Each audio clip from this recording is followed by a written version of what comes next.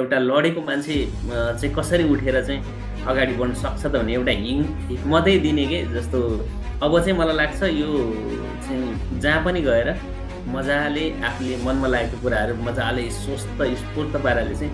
बोल्न सकिन्छ जस्तो लाग्यो सर मलाई।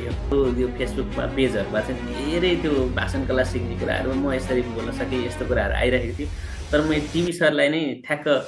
छानेर उ गर्दाखेरि चाहिँ मलाई लाग्थ्यो अब कसरी सिक्ने होला, के छ त होला जस्तो लाग्थ्यो। समयको भ्यालु के हो भन्ने कुरा चाहिँ मैले यसबाट सिक्न सकेँ कि केही टिभी सरले 10 दिनको चाहिँ कहिले यो 1.5 घन्टा कहिले नसिद्धियो हुन्थ्यो जस्तो मात्रै फिल हुन्थ्यो। सरले लास्टमा ल गए है बिदाई, आजको प्रोग्राम बिदाई छ है भनेर भन्दा पनि ओहो सर एकछिन गफ गर्न पाए पनि अझै सिक्न पाए पनि हुन्थ्यो जस्तो यस्तो राम्रो फिल भयो कि मलाई। त 4 करोडको कुराहरू सिकियो, यो 4000 समथिङ 5000 केही होइन यो न, एकदम मनन गरेर मैले यो फिडब्याक दिँदाखेरि 10 मा 10 म दिन्छु सर। टिभी सरको यो कुरालाई फलो गर्ने हो भने लगभग हामी कहिले पनि पछाडि पर्दैनौँ। यो ट्रेनिङ जोइन गर्नुभन्दा अगाडि पब्लिक स्पिकिङको लागि तपाईँको सबैभन्दा ठुलो च्यालेन्जेस के थियो र 10 दिनपछि तपाईँमा कस्तो चेन्ज फिल गर्नुभएको छ? नमस्कार सबैजनालाई। म गोकर्ण रोक्का, नुवाकोट जिल्ला विद्युत 9बाट चाहिँ यो ट्रेनिङबाट चाहिँ आज 10 दिनसम्म आइपुग्दा मलाई के फिल भयो भने धेरै कुरा ज्ञानहरू धेरै कुरा रहेछ, बोल्दाखेरि धेरै कुराहरू सिक्नुपर्ने रहेछ। जस्तो हामीले स्टेजमा गएर बोल्दाखेरि चाहिँ कति कुराहरू बोलिराखेका हुन्छौँ, तर त्यो भित्र गहिराई यति डिप चाहिँ स्टडी गर्नुपर्ने कुराहरू रहेछ। त्यसमा चाहिँ चेक एन्ड ब्यालेन्स मिलाएर हरेक कुरा चाहिँ 11 र 12वटा पोइन्टहरू हुने रहेछ। तर हामीले त बोलिराखेको थियौँ, स्टेजमा गएर कति बोलिराखेको थियौँ, त्यो कुरा त त्यो भित्र त केही पनि परेको रहन्छ कि स्टेजमा गएर बोल्यो अलिअलि पाकापुक्का त बोलिराखेको थियो। तर धेरै कुराहरू चेन्जेस आयो सर मेरो यो उसमा चाहिँ 10 दिन सिक्दाखेरि। अब चाहिँ मलाई लाग्छ यो चाहिँ जहाँ पनि गएर मजाले आफूले मनमा लागेको कुराहरू मजाले स्वस्थ स्फूर्त पाराले चाहिँ बोल्न सकिन्छ जस्तो लाग्यो सर मलाई। यो सर्वप्रथम त मलाई के लाग्यो भने सर यो हाम्रो यो ट्रेनिङमा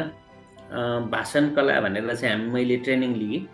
त त्यो अघि पनि भनिसकेँ मैले, भाषण कला बोल्न मात्र जाने होइन कि धेरै जीवन उपयोगी कुराहरू सिकाइदिनु भयो हजुरहरूले। जस्तो जीवनमा सङ्घर्षका कुराहरू होइन, कसरी चाहिँ सफल हुने कुराहरू होइन, धेरै डिपली कुराहरू चाहिँ अब भनौँ न एउटा लडेको मान्छे चाहिँ कसरी उठेर चाहिँ अगाडि बढ्न सक्छ त भन्ने एउटा हिक्मतै दिने के जस्तो पोजिटिभ कुराहरू चाहिँ यो ट्रेनिङबाट प्राप्त भयो मलाई सर। यो 10 दिनमा चाहिँ एकदम राम्रो यो भित्र यो चाहिँ अब मलाई लाग्थ्यो पहिला अरूमा नि हेरिराखेको थियो जस्तो यो सिक्नुभन्दा अगाडि अरू यो फेसबुकमा पेजहरूमा चाहिँ धेरै त्यो भाषण कला सिक्ने कुराहरू म यसरी बोल्न सकेँ, यस्तो कुराहरू आइरहेको थियो। तर म टिभी सरलाई नै ठ्याक्क छानेर उ गर्दाखेरि चाहिँ मलाई लाग्थ्यो अब कसरी सिक्ने होला, के छ त होला जस्तो लाग्थ्यो। तर धेरै गहिरा एकदम भास्ट रूपमा सिक्न पाइयो, अझै चाहिँ आफूलाई यो जीवनमा धेरै उपयोग गर्न सकिन्छ जस्तो लाग्यो सर मलाई। यदि हजुरहरूले यो चाहिँ अब यो भाषण कला तथा यो जीवन उपयोगी ज्ञान भन्छु म चाहिँ, यो सिक्न चाहनुहुन्छ भने यो एकदम इफेक्टिभ छ। जस्तो बेलुकाको टाइममा हामी साथीभाइसँग लरबरिने हरेक कुराहरू, कोही कता जाने साथीभाइसँग यो गफ हानेर बस्ने भन्दा त यति धेरै टाइमिङको के हो, समयको भ्यालु के हो भन्ने कुरा चाहिँ मैले यसबाट सिक्न सकेँ कि जस्तो यति इफेक्टिभ भयो कि जुमबाट पनि। मलाई लाग्थ्यो फिजिकल रूपमा र यो चाहिँ जुमबाट सिक्दाखेरि धेरै डिफ्रेन्ट हुन्छ होला जस्तो फिल हुन्थ्यो। तर केही टिभी सरले 10 दिनको चाहिँ कहिले यो 1.5 घन्टा कहिले नसिद्धियो हुन्थ्यो जस्तो मात्रै फिल हुन्थ्यो। सरले लास्टमा ल गए है बिदाई, आजको प्रोग्राम बिदाई छ है भनेर भन्दा पनि ओहो सर एकछिन गफ गर्न पाए पनि अझै सिक्न पाए पनि हुन्थ्यो जस्तो यस्तो राम्रो फिल भयो कि मलाई चाहिँ यो उसमा होइन। सरले यति धेरै ज्ञान गुणका कुराहरू दिनुभयो, जुमबाट सिक्दाखेरि एकदम इफेक्टिभ एकदम राम्रो लाग्यो सर मलाई। यो खेर गइरहेको समय हो, हामी 8 बजी त जहिले पनि घर छिर्नुपर्छ भन्ने एउटा पोजिटिभ एउटा दिनुभयो। एक त यस्तो टाइममा 8 बजेर 8 बज्न 5 मिनटमा चाहिँ घर छिरेर केही कुराहरू सिक्नुपर्छ भन्ने देखाइदिनु भयो। र यो भनिहालेँ, अघि पनि भनिहालेँ सर, यो जुम क्लास एकदम इफेक्टिभ, फेरि कहीँ डिस्टर्ब छैन, यति मजाले टिभी सरले ज्ञान गुणको कुराहरू सिकाउनु भयो, एकदम कृतज्ञ छु सर म। फी वास्तवमा यति ज्ञान लिने भने यो फी केही पनि होइन, होइन केही पनि होइन। यो यहाँ त 4 करोडको कुराहरू सिकियो, यो 4000 समथिङ 5000 केही होइन। यो मलाई लाग्छ एकदम जीवन उपयोगी कुरा यति रिफ्रेस भएँ सर म कहिलेकाहीँ बेलुका हुन्थेँ यति भन्न कहिलेकाहीँ कामको तनावले थकानले एकदम दिमागै बोर भइरहेको अवस्था हुन्थ्यो तर जब यो क्लास जोइन भयो नि यति रिफ्रेस यति कुल माइन्डले भोलिपल्ट बिहान उठ्दा पनि यति कुल के टाउको दुख्ने भन्ने छँदै छैन क्या त्यति राम्रो चाहिँ सिकियो सर एकदम थ्याङ्क यू सर है हजुरलाई एकदम धेरै धेरै धन्यवाद छ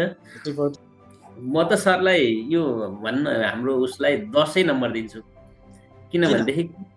किनकि कुनै कम्प्रोमाइज सिकाउने कुरामा कुनै कम्प्रोमाइज छैन यति डिपली सिकाइदिनु भयो कि भित्रभित्र गएर यति गहिराइमा सिकाइदिनु भयो कि म आफै दङ्ग परेको छु मैले सुरुमै भने यति भित्र पनि म मेजर नेपालीकै स्टुडेन्ट भएर पढेँ मैले तर मलाई यति भित्र कुरा यो उद्घोषण कला यो बोल्ने कुराहरू अनि यो सिकाइका कुराहरू यति भित्र के अब मलाई जहाँसम्म लाग्छ हिजो हस्ताक्षरको कुराहरू सिक्यौँ होइन त्यो एकदम के रियालिटी कुराहरू मैले हस्ताक्षर चेन्ज नगरेको लगभग 20औं वर्ष भइसकेको छ तर धेरै कुराहरू क्या त्यो नजानेको कुराहरू यति सिक्यो सर मैले त्यसले गर्दाखेरि मैले अब 100 दिन मिल्थ्यो भने 100 नै दिन्थेँ सर हजुरले 10 र्याङ्क राख्नुभयो 1 इन्च पनि घट्दिनँ सर 10 मा 10 दिन्छु एकदम उपयोगी छ सम्पूर्ण जति पनि मान्छेहरूलाई म टिभी सरसँग जोडिएर होइन मैले यो हावा उसमा चाहिँ फिडब्याक दिएको होइन एकदम आफैले सिकेर होइन एकदम मनन गरेर मैले यो फिडब्याक दिँदाखेरि 10 मा 10 नम्बर दिन्छु सर मैले टिभी सरमा चाहिँ एकदम फ्रेन्डली के एकदम त्यहाँ गल्ती गर्दा पनि कुनै बेला हामी अब अर्को वेमा जाँदा पनि एकदम साथीको भावनाले साथी जस्तो गरेर एउटा गुरुले चेलालाई सिकाउने एकदम के मितव्ययी हिसाबले यति राम्रोसँग ट्रेन गर्नुभयो कि म आफै अचम्मै भएँ कि सरले ल यो गलत वेमा के नो प्रब्लम होइन तपाईँ यसरी जान सक्नुहुन्छ भने कति मजाले सिकाउनु भएको छ कि त्यहाँ गाइड यति राम्रो मिठो गाइड छ कि होइन सर मैले टिभी सरलाई खुसी बनाउनको लागि भन्न कि तर मलाई आफ्नै भित्रैबाट यति फिल भयो कि यस्तो राम्रोसँग सिकाउनु भयो गहिराइमा गएर अघि नै पनि भनिसकेँ त्यो कुनै रङ वे नै छैन क्या यति यो हजुरको टिभी सरको यो कुरालाई फलो गर्ने भने लगभग हामी कहिले पनि पछाडि पर्दैनौँ